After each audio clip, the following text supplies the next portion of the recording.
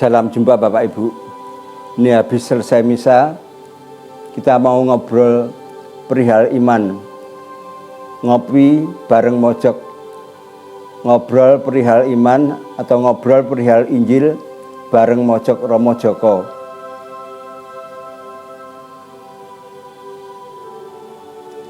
Saya seperti biasa ingin mengutip bacaan Injil hari Minggu. Dan sementara mereka bercakap-cakap tentang hal itu, Yesus tiba-tiba berdiri di tengah-tengah mereka dan berkata kepada mereka, "Damai sejahtera bagi kamu." Damai dari Tuhan melahirkan kegembiraan. Dan sementara itu juga banyak orang berkata, hati yang gembira adalah obat paling mujarab. Kita dengar dari Injil tadi, mereka terkejut dan takut dan menyangka bahwa mereka melihat hantu dan bukan Tuhan. Akan tetapi Ia berkata kepada mereka, "Mengapa kamu terkejut dan apa sebabnya timbul keraguan-raguan di dalam hati kamu?"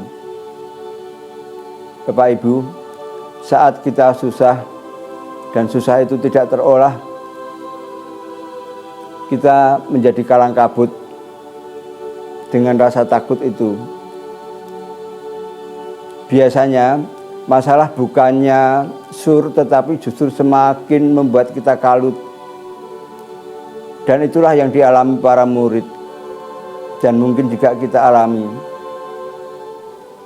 Kadang-kadang rasa kalut, ketakutan bisa bersumber dari pikiran dan khayalan kita sendiri. Maka kita selalu memohon pada Tuhan agar dapat membuka pikiran dan membuat kita mengerti bahwa Dia adalah Tuhan dan sekali lagi bukan hantu. Teman-teman, Injil Lukas yang hari Minggu kita dengarkan menulis kisah penampakan Yesus yang menjadi bagian dari peristiwa Paskah dengan tanda yang khas, yaitu pemecahan roti. Dan ketika mereka belum percaya karena girangnya dan masih heran, berkatalah Ia kepada mereka, "Adakah padamu makanan di sini?" Titik puncak perayaan Paskah adalah sukacita perjamuan, sukacita pemecahan roti. Itulah sebabnya Yesus menampakkan diri kepada para murid bukan dengan pesan pergi ke makam kosong, tetapi dengan peristiwa roti yang dipecah dan makanan dibagi. Itulah juga yang kita kenang dalam Ekaristi. Kita imani dalam Ekaristi. Ekaristi bukan semata kenangan atau aktivitas saja,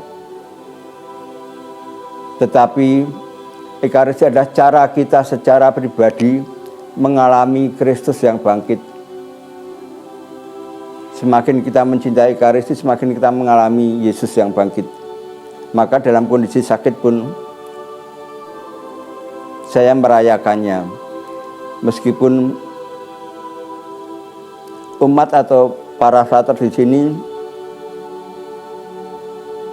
bisa memahami kalau saya tidak merayakan Ekaristi. Artinya sakit bisa menjadi alasan untuk tidak merayakan Ekaristi. Tetapi saya merasakan betul bahwa Allah mencintai saya, membangkitkan hidup saya melalui Ekaristinya. Itulah sebabnya kalau tidak Ekaristi bersama, saya mencoba merayakan Ekaristi secara pribadi dengan meja kecil macam ini, secara sederhana. Dan di sana saya mengalami rahmat Allah yang mengalir. Dan saya semakin percaya bahwa Allah itu tidak pernah mengulur rahmat dan cintanya, tapi justru mengalirkan